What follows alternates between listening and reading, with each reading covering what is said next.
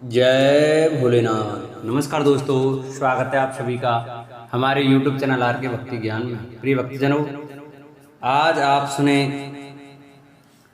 श्रावण मास महात्म्य के 21वें अध्याय की कथा, जिसमें श्रावण पूर्णिमा पर किए जाने वाले कृत्यों का संक्षिप्त वर्णन तथा रक्षाबंधन की कथा।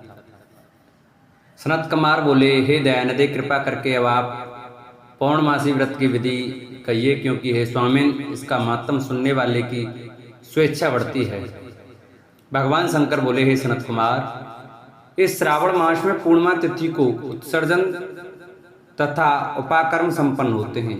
पौष के पूर्णिमा तथा माघ की पूर्णिमा तिथि उत्सर्जन कृत के लिए होती हैं, अथवा उत्सर्जन कृत हेतु पौष की प्रतिपदा अथवा माघ की प्रतिपदा तिथि बेहते हैं, अथवा रोहिणी नामक नक्षत्र उत्सर्जन कृत्य के लिए प्रशस्त होता है, अथवा अन्य कालों में भी अपनी अपनी शाखा के अनुसार उत्सर्जन तथा उपाकर्म दोनों का साथ साथ करना उचित माना गया है। अतः श्रावण मास की पूर्णिमा को उत्सर्जन कृत्य प्रशस्त होता है। साथ ही ऋग्वेदियों के लिए उपाकर्म हेतु श्रवण नक्षत्र होना चाहिए। चतुर्दशी पूर्णिमा अथवा प्रतिपदा तिथि में जिस दिन श्रवण नक्षत्र हो, उसी दिन ऋग्वेदियों को उपाकर्म करना चाहिए। यजुर्वेदियों का उपाकर्म पूर्णिमा में और सामवेदियों का उपाकर्म हस्त नक्षत्र में होना चाहिए। शुक्र तथा गुरु के अस्तकाल में भी सुखपूर्वक उपाकर्म करना चाहिए, किंतु इस काल में इसका प्रारंभ पहले नहीं होना चाहिए, ऐसा शास्त्रविदों का मानना है। ग्रहण तथा संक्रांति के दूषित काल के अनंतर ही इसे करना चाहिए। हस्त नक्षत्र युक्त पंचमी तिथि में अथवा भाद्रपद पूर्णिमा तिथि में उपाकर्म करें। अपने अपने गृह सूत्र के अनुसार उत्सर्जन तथा उपाकर्म करें। अधिक मास आने पर इसे शुद्ध मास में करना चाहिए। ये दोनों कर्म आवश्यक हैं, अतः प्रत्येक वर्ष इन्हें नियम पूर्वक करना चाहिए। उपाकर्म की समाधि पर द्विजातियों के विद्यमान रहने पर स्त्रियों को सभा में सवादीप निवेदन करना चाहिए। उस दीपक को आचार्य ग्रहण करे या किसी अन्य ब्राह्मण को प्रदान करे। दीप की विधि इस प्रकार है। स्वर्ण, चांदी अथवा तांबे के पात्र में सेरवर गेहूं भरकर गेहूं के आटे का दीपक बनाकर उसमें उस दीपक को जलाए। वह दीपक घी से अथवा तेल से भरा हो और 3 बत्तियों से युक्त हो। दक्षिणा तथा ताम्बूल सहित उस दीपक को ब्राह्मण को अर्पण कर दे। दीपक की तथा विप्र की विधिवत पूजा करके निम्न मंत्र बोले। सदक्षिण सताम्बूल सभा दीपोयमुत्तम अर्पितो देवदेवस्य मम सन्तु मनोरथा। दक्षिणा तथा ताम्बूल से युक्त यह उत्तम सवादीप मैंने देव देव को निवेदित किया है। मेरे मनोरथ पूर्ण हो। सवादीप प्रदान करने से पुत्र पौत्र आदि से युक्त कुल उज्ज्वलता को प्राप्त होता है और यश के साथ निरंतर बढ़ता है। इसे करने वाले स्त्री दूसरे जन्म में देवांगनाओं के समान रूप प्राप्त करती हैं। वह स्त्री सौभाग्यवती हो जाती हैं और अपने पति की अत्यधिक प्रिय पात्र होती हैं। इस प्रकार 5 वर्ष तक इसे करने के पश्चात उद्यापन करना चाहिए और अपने सामर्थ्य के अनुसार भक्तिपूर्वक दक्षिणा देनी चाहिए। हे सनत कुमार, यह मैंने आपसे सवादीप का शुभ महात्म्य कह दिया। उसी रात्रि में श्रावण कर्म का करना बताया गया है। उसके बाद वहीं पर सर्प बलि की जाती है। अपना अपना गृह सूत्र देखकर ये दोनों ही कृत्य करने चाहिए। हैग्रीव का अवतार उसी तिथि में कहा गया है, अतः इस तिथि पर हैग्रीव जयंती का महोत्सव मनाना चाहिए। उनकी उपासना करने वालों के लिए यह उत्सव नित्य करना बताया गया है। श्रावण पूर्णिमा के दिन श्रवण नक्षत्र में भगवान श्री हरि हैग्रीव के रूप में प्रकट हुए और सर्वप्रथम उन्होंने सभी पापों का नाश करने वाले सामवेद का गान किया। इन्होंने सिंधु और विस्तृता नदियों के संगम स्थान में श्रवण नक्षत्र में जन्म लिया था। अतः श्रावणी के दिन वहां स्नान करना सभी मनोरथों को पूर्ण करने वाला होता है।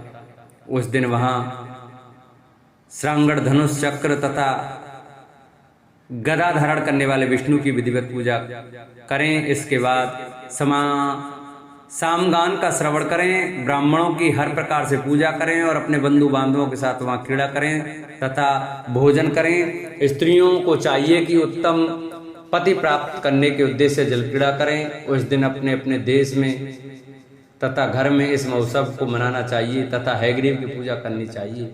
और उनके मंत्र का जप करना चाहिए। यह मंत्र इस प्रकार से है, आदि में प्रणव तथा उसके बाद नमः शब्द लगाकर बाद में भगवते धर्माय जोड़कर उसके भी बाद आत्म विशोधन शब्द की चतुर्थी विभक्ति आत्म विशोधनाय लगानी चाहिए। पुनः अंत में नमः शब्द प्रयुक्त करने से 18 अक्षरों वाला ओम नमो भगवते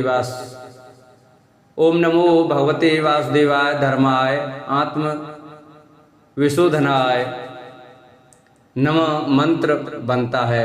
यह मंत्र सभी सिद्धियां प्रदान करने वाला और 6 प्रयोगों को सिद्ध करने वाला है। इस मंत्र का पुनश्चरण 18 लाख अथवा 18,000 जप का है।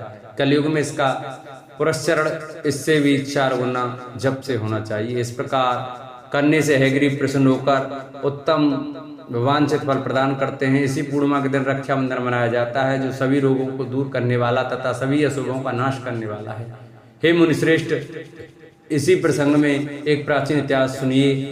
इंद्र की विजय प्राप्ति के लिए इंद्राणी ने जो किया था उसे मैं बता रहा हूँ। पूर्व काल में 12 वर्षों तक देवासुर संग्राम होता रहा। तब इंद्र को थका हुआ देखकर देवी इंद्राणी ने उन सुरेंद्र से कहा, हे देव, आज चतुर्दशी का दिन है, प्रातः होने पर सब ठीक हो जाएगा। मैं रक्षाबंधन अनुष्ठान करूंगी, उससे आप अजय हो जाएंगे। और तब ऐसा कहकर इंद्राणी ने पूर्णमासी के दिन मंगल कार्य संपन्न करके इंद्र के दाहिने हाथ में आनंददायक रक्षा बांध दी। उसके बाद ब्राह्मणों के द्वारा स्वस्थ्यन किए गए तथा रक्षाबंधन से युक्त इंद्र ने दानव सेना पर आक्रमण किया और क्षण भर में उसे जीत लिया। इस प्रकार विजयी होकर इंद्र तीनों लोकों में पुनः प्रतापवान हो गए। हे मुनीश्वर, मैंने आपसे रक्षाबंधन के प्रभाव का वर्णन किया, जो कि विजय प्रदान करने वाला, सुख देने वाला और पुत्र, आरोग्य तथा धन प्रदान करने वाला है। सनत कुमार बोले, हे देवश्रेष्ठ, यह रक्षाबंधन किस विधि से, किस स्थिति में तथा कब किया जाता है? हे देव, कृपया करके इसे बताइए। हे भगवान, जैसे जैसे आप अद्भुत बातें बताते जा रहे हैं, वैसे वैसे अनेक अर्थों से युक्त कथाएं को सुनते हुए मेरी तृप्ति नहीं हो रही है। भगवान शंकर बोले, बुद्धिमान मनुष्य को चाहिए कि श्रावण का महीना आने पर पूर्णिमा तिथि को सूर्योदय के समय श्रुति स्मृति के विधान से स्नान करे। इसके बाद संध्या जप आदि करके देवताओं, ऋषियों तथा पितरों को तर्पण करके बाद में स्वर्ण में पात्र में बनाई गई स्वर्ण सूत्रों से बनी हुई मुक्ता आदि से विभूषित विविध विचित्र तथा स्वच्छ रेशमी तंतुओं से निर्मित विचित्र ग्रंथियों से सुशोभित पदगुच्छों से अलंकृत और संघर्ष तथा अक्षतों से गर्भित एक अत्यंत मनोरथ रक्षा अथवा राखी बनाएं। इसके बाद कलश स्थापना करके उसके ऊपर पात्र रखें और पुनः उस पर रक्षा को स्थापित कर दें। उसके बाद रम्य आसन पर बैठकर सुहज्जनों के साथ वारंगनाओं के नृत्य गान आदि तथा क्रीड़ा मंगल कृत्य में संलग्न रहें। इसके बाद यह मंत्र पढ़कर पुरोहित रक्षाबंधन करें। येन बद्धो बलि राजा दानवेंद्रो महाचल तेन त्वामी वंदे बंदामी रक्षे माचल माचल।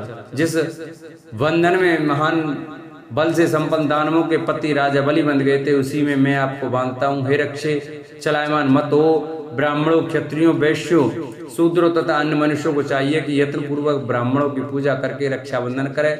जो इस विधि से रक्षाबंधन करता है वह सभी दोषों से रहित होकर वर्ष पर्यंत सुखी रहता है।